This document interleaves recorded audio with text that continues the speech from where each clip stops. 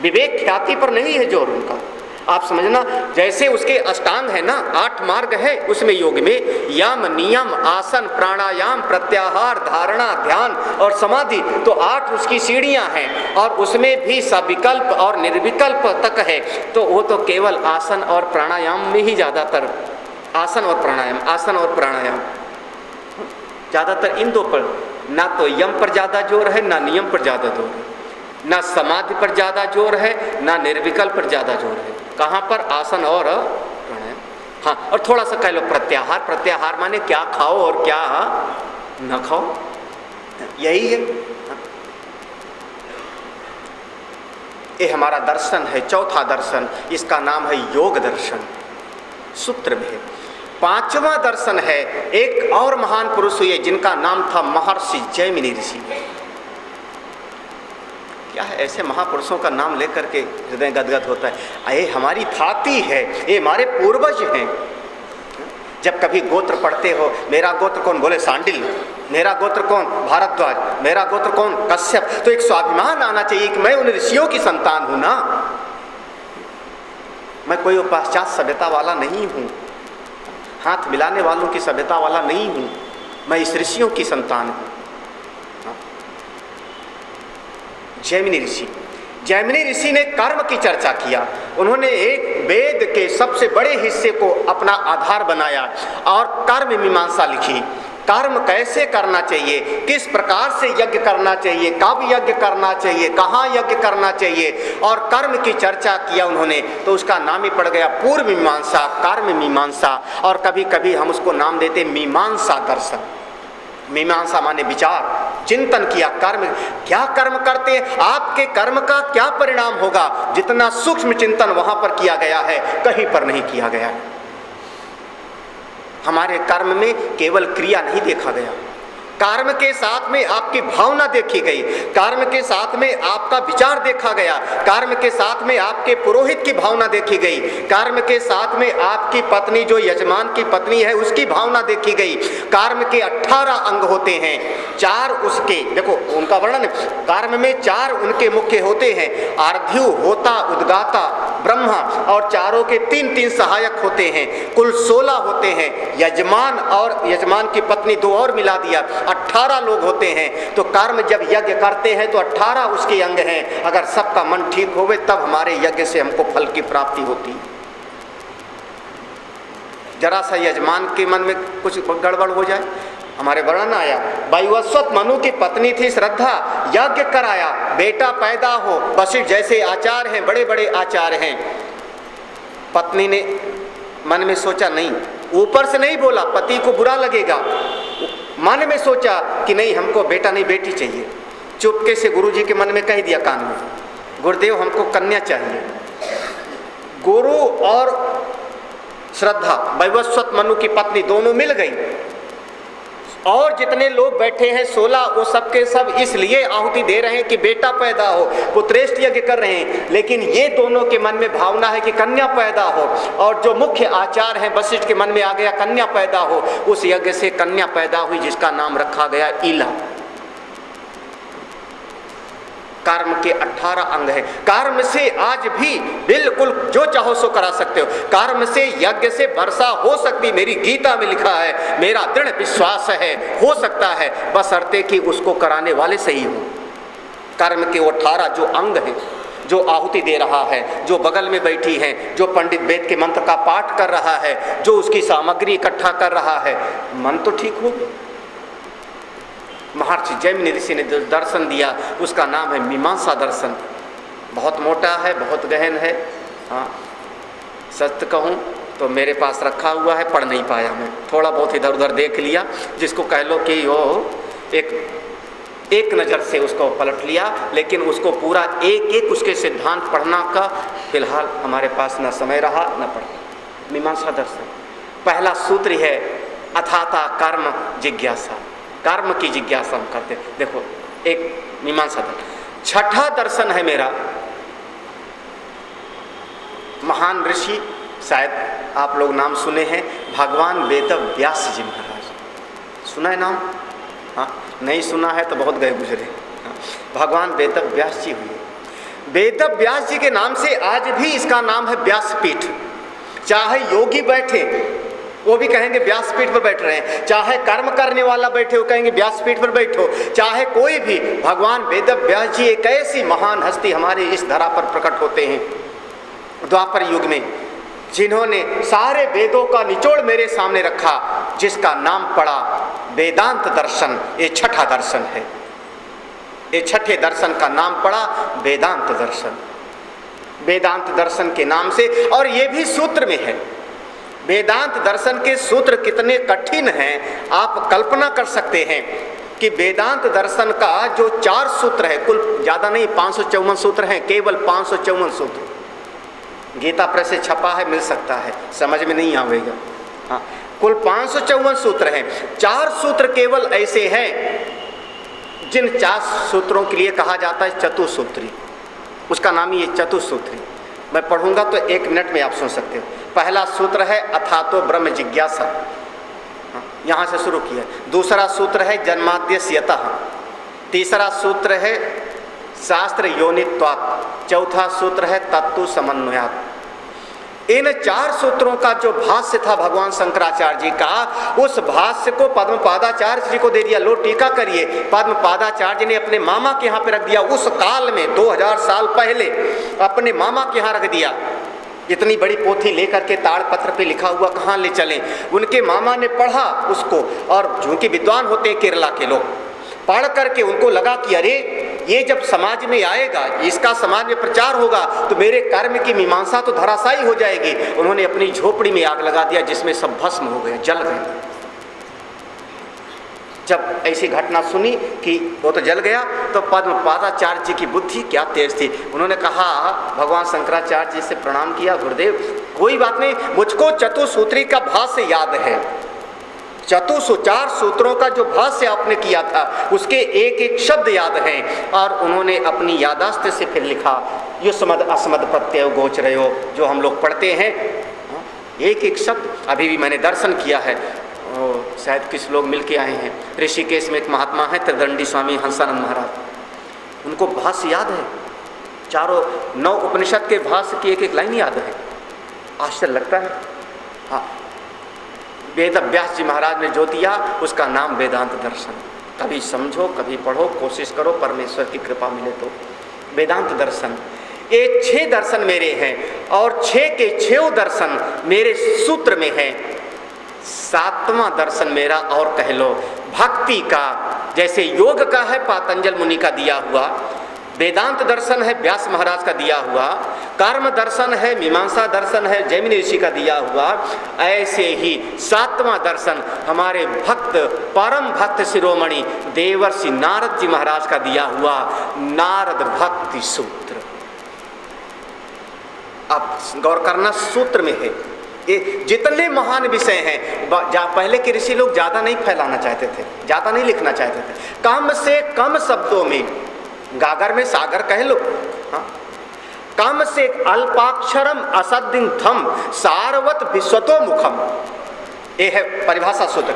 अल्पाक्षरम, कम से कम अक्षर होवे, असंदिग्धम, उसमें कोई संशय ना पैदा होवे, सारवत, बिल्कुल सार होवे, और विश्वतो मुखम, जिसमें पूरा का पूरा सिद्धांत डुबो दिया जाए, उसका नाम होता है सूत्र। ज़्यादा बोलना कोई बहुत बड़ी समझदारी की बात नहीं है, कम से कम। हमारे भक्ति के आचार्य नारद से बड़ा भक्त और कौन होगा, जिनका एक पांव वैकुंठ में, दूसरा पांव हम लोगों के पास। एक दृष्टि से देखूं तो नारद लगते हैं मेरे जैसे, दूसरी दृष्टि से देखूं तो नारद तो ज्ञानी महापुरुष हैं। देवर्षि नारद जी ने भक्ति को समझाने के लिए एक ग्रंथ की रचना किया। ये हमारा भक्ति का दर्शन है, नारद भक्ति सूत्र। नारद जी ने दिया इसलिए नारद का नाम आया, सूत्रमय है इसलिए सूत्र है, भक्ति की चर्चा है इसलिए नारद भक्ति सूत्र। एक और मूल बात समझ लें तो फिर हम इस सूत्र में प्रवेश करते हैं। हमारे यहाँ की एक परंपरा है, उसको कहते हैं सूत्र भाष्य शैली। जो बात बतानी है उसको पहले एक लाइन में बता देते हैं, बाद में उसको विस्तार में समझाते हैं। ये हमारी एक परंपरा है। कोई भी बात कहनी हो तो हम उसको पहले एक लाइन में निचोड़ रख देते हैं, ये ऐसे से ऐसा है। अब उसको बाद में हम विस्तार में समझाएंगे क्यों है, कैसे कैसे एक दृष्टांत दे करके, कोई कथा सुना करके उसको विस्तार में समझाएंगे, लेकिन मूल बात पहले हम रख देते हैं। इसका नाम है सूत्र। कैसे ऊपर ऊपर हम तैर लिए, नीचे तक हम पहुंचे ही नहीं। हाँ, उसके तो एक एक सूत्र है।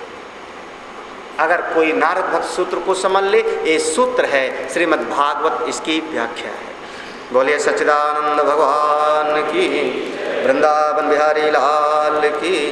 पहला सूत्र है, मेरे ख्याल में सबके पास में, हाँ जिसके पास है ठीक है, नहीं तो जिसके पास है उस सूत्र को अपना।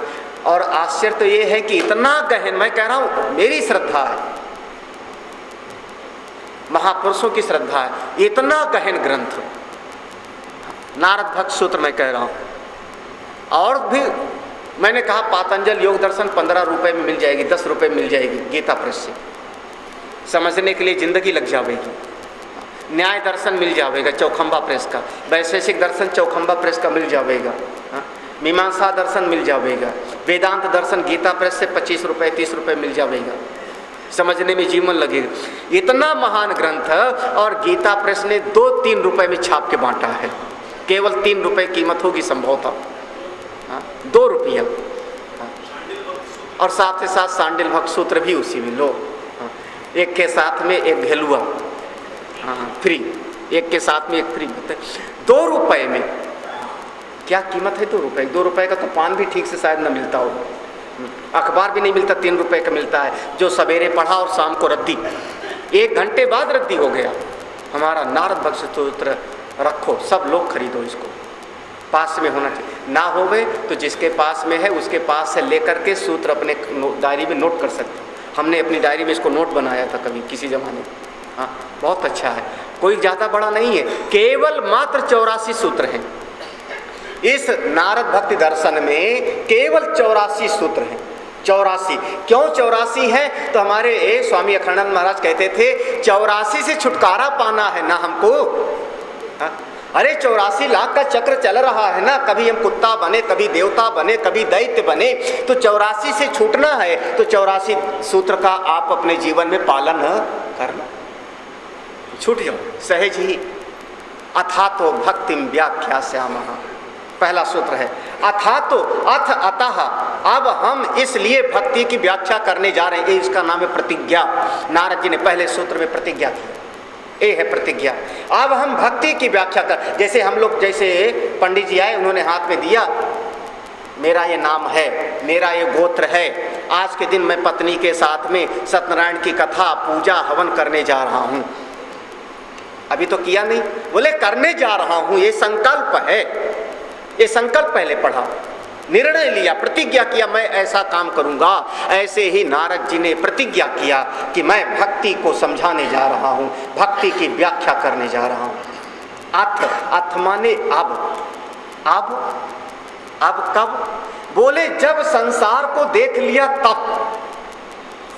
अब कहने का मतलब होता है कब। कब? बोले संसार को देख लिया आपने। बहुत बढ़िया शब्द अभी प्रयोग किया था। आप चाहे जहाँ पर जाओ, मन को शांति कहीं मिलने वाली ही नहीं। मेरो मन अनत कहाँ सुख पावे, जैसे उड़ जहाज कई पंछी पुनि जहाज पे। ठीक है, आप धन इकट्ठा कर लो, आप पद पा लो, आप इस समाज में घोर से घोर बहुत बड़ा से बड़ा कर्म कर लो, बड़े से बड़े पद पर प्रतिष्ठित हो जाओ, और जब थक जाना तब कहना कि अब क्या करूं। तो नारद जी कहते अब आओ मेरे पास भी। अगर अभी संसार से थके नहीं हो तो अभी यह चीज आपके हृदय में विराजमान नहीं। आप परिवार को देख के थक गए? नहीं थके अभी? कौन किसी का होता है? धन को देख करके थक गए, समाज को देख के। जिसके लिए आप जिंदगी खपाओ वही एक दिन कहने के लिए तैयार है कि आपने किया क्या मेरे लिए। और फिर भी आप नहीं। अगर आपकी बुद्धि जगी है और इस संसार से आत्मा ने विरक्त के लिए संसार से जिसका मोह थोड़ा भंग हो गया, जिसकी ममता थोड़ी कम हो गई, उसके लिए ये दर्शन की व्याख्या करने जा रहे हैं। अब किस लिए? बोले इसलिए क्योंकि इसी से शांति प्राप्त होगी, इसी से आनंद प्राप्त होगा। अंतर्मुखी करती है हमारी भक्ति, भगवान से जोड़ती है मेरी भक्ति और जीव को परम शांति की प्राप्ति कराती है। अब हम इसलिए भक्ति की व्याख्या करने जा रहे हैं क्योंकि इस जगत में आपको शांति नहीं मिलेगी, सब मिलेगा शांति। अरे शांति तो इंद्र को भी नहीं मिला। हमको लगता है इंद्र से ज़्यादा डरने वाला और कौन होगा? देवताओं का राजा, शायद 100 यज्ञ कर लिया होगा तब इंद्र बना है। 100 यज्ञ करने के बाद लेकिन कोई महात्मा तपस्या करने लगे, इंद्र डर जाएगा। कोई यज्ञ करने बैठ जावे तो इंद्र डर जाएगा। जिसको देखो वो एक भय में जीवन जी रहे। अब हम इसलिए भक्ति की व्याख्या, क्योंकि भक्त एक स्वतंत्र होता है, अपने आनंद में होता है। व्याख्या और परिभाषा में थोड़ा अंतर है। नारद जी कहते हैं मैं भक्ति की व्याख्या करने जा रहा हूं, कम से कम शब्दों में ऐसा समझाऊंगा कि सामने वाले को समझ में आ जाएगा। देखो परिभाषा और व्याख्या में फर्क होता है। परिभाषा दो जानकार लोग होते हैं तो दोनों के बीच में जो हम कहते हैं उसका नाम है परिभाषा। मैं भी जानता हूं, आप भी जानते हो, मैं भी जानता हूं, आप भी जानते हो किसी चीज की, तो हमने कम शब्द प्रयोग किया और कम शब्द प्रयोग करके ही हमने अपनी बात को आपको बता दी। शायद मेरे ख्याल में दृष्टांत से समझ में आएगा।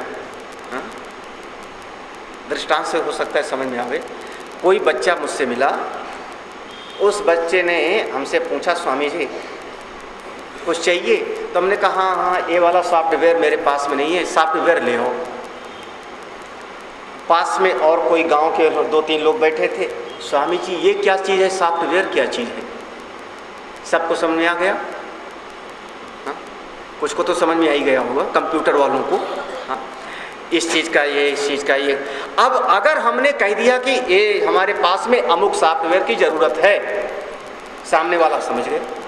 नहीं जानता कोई तब तो हमको समझाना पड़ेगा कि कंप्यूटर जिस हिसाब से काम करता है, उसको जो प्रोग्रामिंग चाहिए, जो उसको काम करने का तरीका पढ़ाते हैं, उसका प्रोग्रामिंग का नाम है अपना वो जो बीसीए उससे पढ़ाया जाता होगा। हाँ?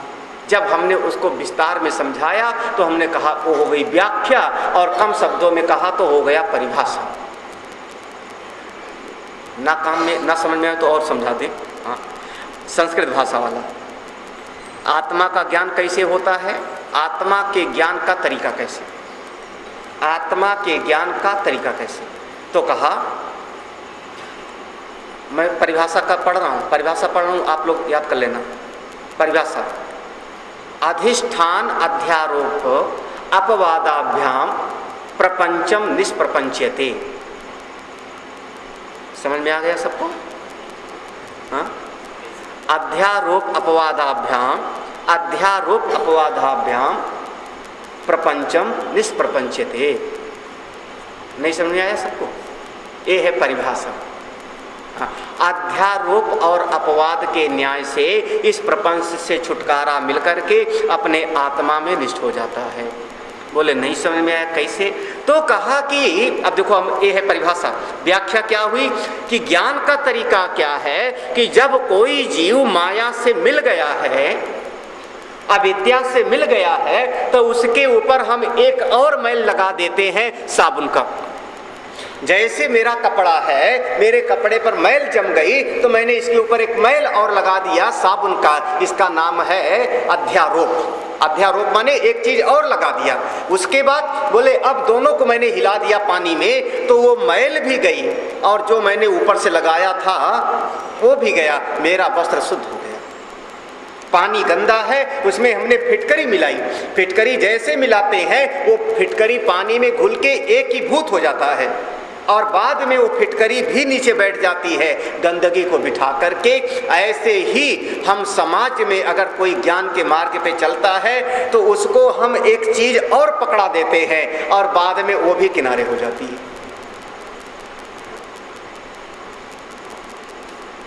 फिर भी नहीं समझ में आया ना? नहीं समझ। अभी हमारे आश्रम में संत सम्मेलन था, एक महात्मा जी आए थे, बड़ा बढ़िया उन्होंने दृष्टांत सुनाया। वो दृष्टांत हमको याद है, उन्होंने सुनाया था, आप लोगों को याद कर लो, कि राजस्थान की घटना है। किसी आदमी के पास में 19 ऊँट था, 19 ऊँट थे, उसके 3 बच्चे थे। उसने वसीयत किया कि मेरे बड़े वाले बच्चे को आधा ऊँट मिले, आधा मिले संपत्ति, मेरे ऊँटों को मारा ना जाए, काटा ना जाए, मेरे बड़े प्रिय ऊँट हैं, आधा मिले। जो मझला वाला है उसको 1/4 मिले, और जो सबसे छोटा है उसको 5वां हिस्सा मिले। और वसीयत करके तो गया मर। उसके बाद अब पंचायत बैठी, वसीयत पढ़ी गई, ऊँट मारे ना जाएं, ऊँट बेचे ना जाएं, बड़े प्रिय हैं, कैसे। और बड़े वाले को मिले कितना? आधा। तो 19 का आधा, 19 का आधा 8.5 कैसे किया जाए। अब इस पर महीनों विचार होता रहा, खूब चर्चा होती रही, कोई निर्णय नहीं। कैसे आधा हो सकता है? या तो बेच के पैसे का बंटवारा हो सकता है, या काट करके, दोनों के लिए मना है, तो कोई निर्णय नहीं हो, बंटवारा नहीं हो पाया। एक दिन पंचायत बैठी है और एक महात्मा जी चलते चले आए। संयोग ऐसा कि महात्मा जी के पास एक ऊँट अपना था, ऊँट पे बैठ के आ रहे थे। महात्मा जी ने पूछा क्या बात है? सब ने कहा महाराज हम लोगों का निर्णय नहीं हो पा रहा है, क्या करें। महात्मा जी ने देखा, समझ गए 19 ऊँट है, अच्छा ऐसा बंटवारा करना। महात्मा ने कोई बात नहीं, अभी मैं कर देता हूँ, एक चुटकी बजाते करता हूँ। कैसे? तो महात्मा जी ने अपना एक ऊँट जो उनके पास में था वो भी 19 ऊँटों में मिला दिया, उसमें मिला दिया। कुल ऊँट हो गए अब 20। बड़े वाले ने से पूछा कितना तेरा हिस्सा है? उसने कहा महाराज आधा। बोले आधा ले जा, हाँ आधा ले ले इसमें से। आधा 10 उसने ले लिया, किनारे हो गया। बड़ा मछले वाले से पूछा तेरा हिस्सा कितना? उसने कहा 1/4 महाराज। 20 के 1/4 5 उसने ले लिया, ठीक है। छोटे वाले से पूछा ए तेरा कितना? उसने कहा महाराज मेरा 5वां हिस्सा। बोले बचे हैं जितने ले ले। कितने? 5वां हिस्सा 20 का 4 उसको दिया। महाराज जी अपने ऊँट पे बैठे और अपना टिक टिक करते हुए चल पड़े। हाँ? तो हो गया, समस्या तो हल हो गई ना। इसका नाम है अध्यारोप। उन्होंने भी अपना एक जोड़ दिया, ठीक है, उनका कुछ कम ज़्यादा नहीं हुआ, लेकिन समस्या का समाधान हो गया। इसका नाम है अध्यारोप अपवाद का न्याय। अब इसका दो परिभाषा कम से कम शब्दों में होती है और व्याख्या हम ऐसा समझाते हैं कि सामने वाले को समझ में आ जावे। तो नारद जी कहते हैं अथातो भक्तिम व्याख्या श्यामम। अब हम भक्ति की व्याख्या करने जा रहे हैं, परिभाषा नहीं करेंगे, व्याख्या करेंगे। क्यों व्याख्या? क्यों व्याख्या में संधि विच्छेद करेंगे तो विधन आख्या, ये दफ्तरी भाषा में, हाँ, जब नोटिंग ड्राफ्टिंग करते हैं तो यही शब्द प्रयोग करते हैं, हाँ, आख्या। आख्या शब्द शायद दफ्तर वाले हिंदी में, हाँ, क्या आख्या लिखी, क्या टिप्पणी की, क्या आख्या दिया। विशेष रूप से जो व्याख्या की गई उसका नाम व्याख्या। क्या है? नारद जी ने दूसरा सूत्र दिया, सातु अस्मिन परम प्रेम रूपा। फिर तीसरा है अमृत स्वरूपाश्च।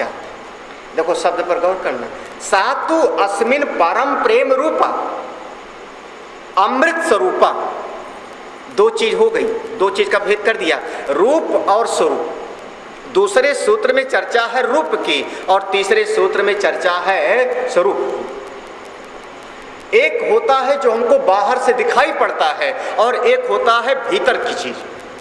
बाहर से दिखने वाला और भीतर से, जैसे कोई बच्चा आया, उस बच्चे को देख करके अगर माँ की ममता है तो क्या होगा, माँ दौड़ करके उसको पानी लावेगी, खिलावेगी। ये है रूप प्रेम का, ये है। और अगर उसके भीतर के पूछे तब, तो भीतर से उसके भीतर वात्सल्य का भाव आया, मातृत्व का भाव आया कि मेरा बेटा आया। उसके भीतर एक वत्सल, एक अपनापन आया। तो भीतर से कैसी होती है भक्ति और बाहर से कैसी होती है, दोनों को समझाने के लिए नारद जी ने 2 सूत्र दिया, दूसरा और तीसरा। ये भक्ति बाहर से प्रेम स्वरूपा होती, प्रेममय दिखाई पड़ती है। जिसको भक्ति प्राप्त होगी उसके जीवन में प्रेम ही प्रेम दिखेगा। ये दिखेगा बाहर से, वो फिर सबसे प्रेम करेगा, फिर किसी से लड़ाई झगड़ा क्यों करेगा। निज प्रभु मैं देखई जगत कई सन करहि विरोध, सब तो मेरे परमात्मा हैं, सब तो मेरे भगवान हैं, किससे मैं दुश्मनी करूं। बाहर से प्रेममय होगा उसका जीवन, भीतर से अपने आप में कैसे होगा।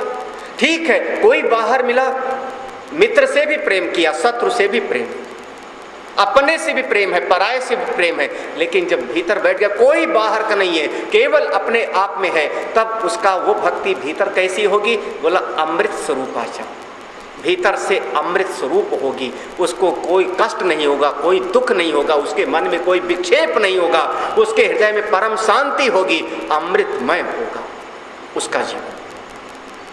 अरे इस भक्ति के मार्ग पर चलो, देखो जीवन कितना अच्छा हो जाए। कुछ आप पुराने सत्संगी लोग तो बस ज्ञान सुन सुन करके ना, घटाकाश मठाकाश सुन सुन करके कुछ ज़्यादा ही सुन चुके हो आप लोग। थोड़ा प्रेम के मार्ग पर चल के देखो क्या आनंद है। सातु अस्मिन परम प्रेम रूपा अमृत स्वरूपाचार। भाई देखो, अब ये इस बार तो ये उमेश पांडे ने हमको ऐसा विषय दिया है। अच्छा, इस भक्ति से हमको मिलेगा क्या? आज के दिन मैं ये जरूर पढ़ना चाह रहा हूँ कि इससे मिलेगा क्या, क्या होगा। क्योंकि ज़्यादातर आदमी के मन में होता है कि जब तक कुछ मिलने की बात ना मत हो ना, करने के लिए तैयारी नहीं होता।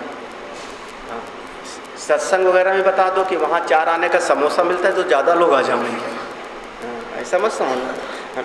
वहाँ थोड़ा फ्री में भंडारा होगा तब देखना कितना भीड़ लग जाती है। तो मिलेगा क्या? नारद जी कहते हैं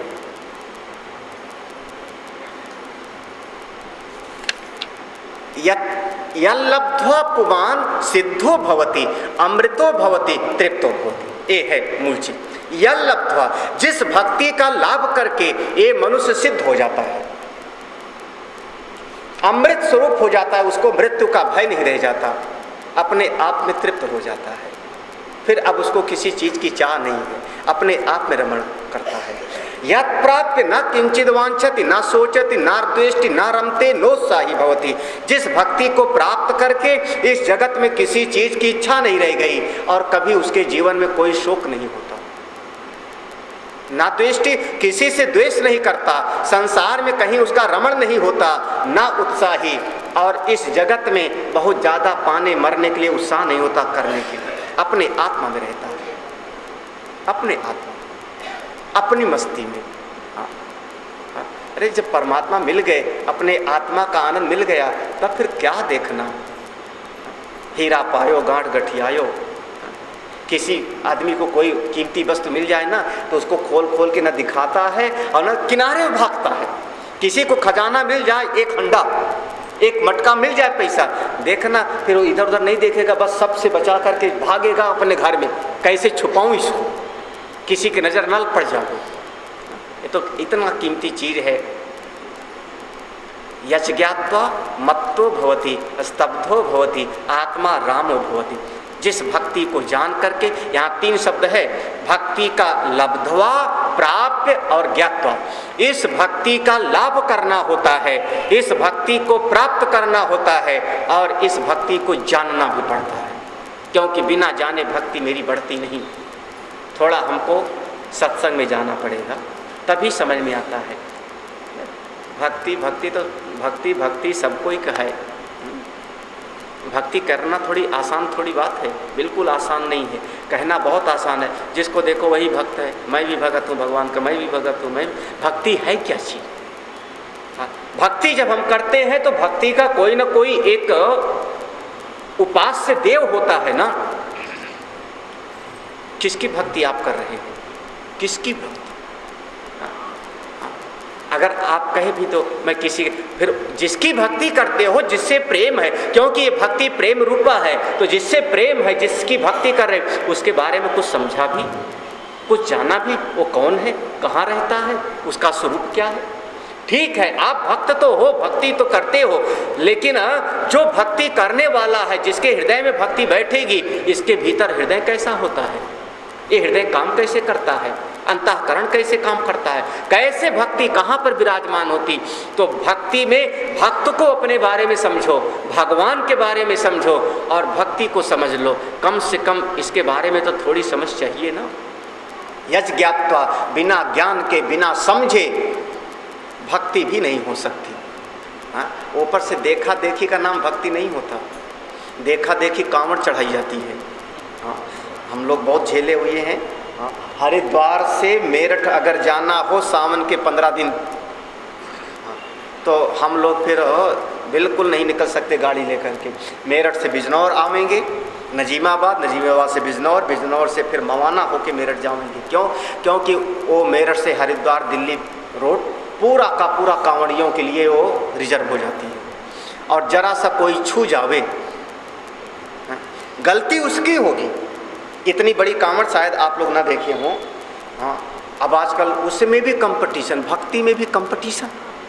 हाँ, हाँ, हाँ, भक्ति कांवड़ का तो मतलब ये है कि हमने जल गंगा जी से भरा, गंगा जी से मैंने जल लिया, और चूंकि भगवान शिव के सिर से गंगा जी निकली हैं, हम भगवान शिव के सिर पर ही हमने ला करके उनको अर्पित किया। इसका नाम है कांवड़। आप शीशी में ले आओ, आप तांबे के पात्र में ले आओ, आप बोतल में ले आओ, आप कंधे पे रख के ले आओ, ठीक है। लेकिन धीरे धीरे एक ने सजा लिया, अपना कंधे पे रखे हुए जो रखा है उसको सजाया, 2-4 उसमें कुछ पन्नी उन्नी लगा दिया। तीसरे ने कहा तुम इतना सजाओ, मैं और सजाऊंगा, उसने और सजाया। चौथे ने कहा तुम इतने, मैं 4 फोटो भी लगाऊंगा, फोटो भी लगाए। 5वें ने कहा बस इतना, अरे मैं और बड़ा, मैं और बड़ा, मैं और बड़ा, मैं और बड़ा। तो मैंने इतनी बड़ी कांवड़ देखी है कि जितना बड़ा ये प्लेटफार्म है, इतना बड़ा, हाँ, इतना बड़ा, दोनों तरफ मंदिर का जैसे वो बना डाला, मंदिर के जैसे, इधर भी उधर भी मंदिर का, बीच में भी मंदिर का, और बड़ा बड़ा सा बांस जैसे पालकी के जैसा लगाया, और 2 आदमी इस साइड 2-2 4 आदमी पकड़ के और लिए चले जा रहे। तो इतनी बड़ी कांवड़ जब चलेगी सड़क पर, तो बताइए अब सड़क पर से कोई आदमी मोटरसाइकिल वाला गुजर सकता है? इतनी बड़ी कांवड़ उसमें।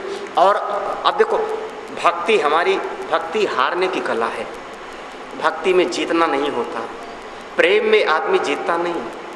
दुनिया में आप जीत जाओ, चुनाव में जीत जाओ, लड़ झगड़ के जीत जाओ, रणभूमि में आप विजयी हो सकते हो। प्रेम तो हारने की कला है। पिता अपने बेटे से हार रहा है, क्या समझ रहे हैं? पति अपनी पत्नी से हार रहे हैं, और क्या समझ रहे हैं? इस जगत में प्रेम में हम हारते हैं। प्रेम से आप चाहे जो कुछ करा, प्रेम हारने। लेकिन अब इसमें भी मेरी कांवड़ कैसी, तो बोले कि तुम तो लाए 3 दिन में, मैं लाऊंगा 24 घंटे में। डाक कांवड़, नाम नहीं सुना आप लोगों ने? डाक कांवड़, डाक कांवड़ जैसे चले वैसे तय कर लिया। 12 घंटे में हरिद्वार से जल ला के चढ़ाना है मेरठ। आप 12 घंटे में लाना है भैया, 4 घंटा 3 घंटा कार, 12 घंटे में आपको लाना है। अब चल पड़े पूरा का पूरा वो ट्रक पे 4-6 डीजे, और एक नहीं पूरी की पूरी लाइन, और क्या कंपटीशन हो गया, दौड़ते दौड़ते चले आ रहे हैं। जरा सा कुछ हो जाए लड़ने के लिए तैयार, जरा सा आपकी मोटरसाइकिल छू जाए, समझ लेना आपकी मोटरसाइकिल की भी खैर नहीं, आपकी भी खैर नहीं। भक्ति मेरी हारने की कला है। भक्ति प्रतिस्पर्धा नहीं है, भक्ति मेरी ईर्ष्या नहीं है। यज्ञात्वा मत्तो भवति स्तब्धो भवति आत्मा रामो भवति। भक्ति मेरी आत्मा में रमण कराने वाली चीज़ है। भक्ति तो हमको तृप्त कर देती है, कोई चाह नहीं। इस भक्ति में हम कभी किसी से, हाँ, उसकी ज़्यादा भक्ति बढ़ गई मेरी, हाँ ठीक है, भगवान की कितनी बड़ी कृपा है, देखो वो भी ध्यान करता है, वो भी जाप करता है, वो भी पूजा करता है। ऐसी भक्ति हमारी बढ़े। कैसे बढ़ती है? भगवान का भक्ति में 3 चीज, भगवान, भक्त और दोनों के बीच की जोड़ने वाली चीज भक्ति। जैसे पिता पुत्र और दोनों के बीच के जोड़ने वाला संबंध स्नेह है, ऐसे ही भक्त और भगवान और बीच के जोड़ने की चीज भक्ति। इन तीनों का ज्ञान दिया गया है हमारे इस नारद भक्ति सूत्र में। भगवान का स्वरूप क्या, भक्त का स्वरूप क्या, और भक्ति कैसे होनी चाहिए, इसका विश्लेषण किया। इस नारद भक्ति दर्शन को, नारद भक्ति सूत्र को हम लोग 7 दिन में देखेंगे। 7 दिन में तो एक दिन तो आज 84 सूत्र हैं, और मेरे मन में भाव है कि मैं 84 सूत्र पूरा पढ़ाऊँगा यहाँ पे, हाँ, छोड़ूंगा नहीं। अब पूरा पढ़ाएंगे तो मतलब उतना व्याख्या नहीं हो पाएगी, ये भी समझ। आप लोग भाई अगर विस्तार में समझाएंगे तो थोड़ा समय लगेगा, स्वाभाविक चीज़ है। एक एक सूत्र इसके अच्छे हैं। किसी समय पर हमने नारद भट्ट सूत्र को कहीं पढ़ाया था और लगभग जो है डेढ़ साल चला था। हफ्ते में एक क्लास, हफ्ते में एक दिन जा कर के डेढ़ घंटे, तो करीब 1.5 साल में हमने नारद भट्ट सूत्र पढ़ाया था। तो वहाँ कोई वो नहीं, पहला सूत्र ही 2 दिन चलेगा, 3 चलता है। लेकिन आप गहराई से समझें, ये हमारे दर्शन है। अपने सनातन धर्म को थोड़ा समझें। इतना तो याद रखना, हमारे सनातन धर्म में 6 दर्शन हैं। जानकारी के लिए मैंने बताया, न्याय, वैशेषिक, सांख्य, योग, मीमांसा और वेदांत, और भक्ति का 7वां दर्शन। और ये सब के सब सूत्र में है, सब के सब सूत्र में। कम से कम शब्दों में, माने कम से कम बोलना चाहो। और अपने जीवन में अगर कल्याण करना चाहते हो तो 5 गा को लाओ। याद होगा 5 गा। पहला गा हमारी गौ माता, दूसरा गा गंगा माँ, तीसरा गायत्री माँ, चौथा गीता माँ। ये 4 माँ हैं। 5वां असली पिता है हमारे भगवान श्री कृष्ण गोविंद, उनकी शरण में जाओ। बोले सच्चिदानंद भगवान की। ओम पूर्णमदः पूर्णमिदं पूर्णात् पूर्णमुदच्यते पूर्णस्य पूर्णमादाय पूर्णमेवावशिष्यते। ओम शांति शांति शांति। हरि ओम।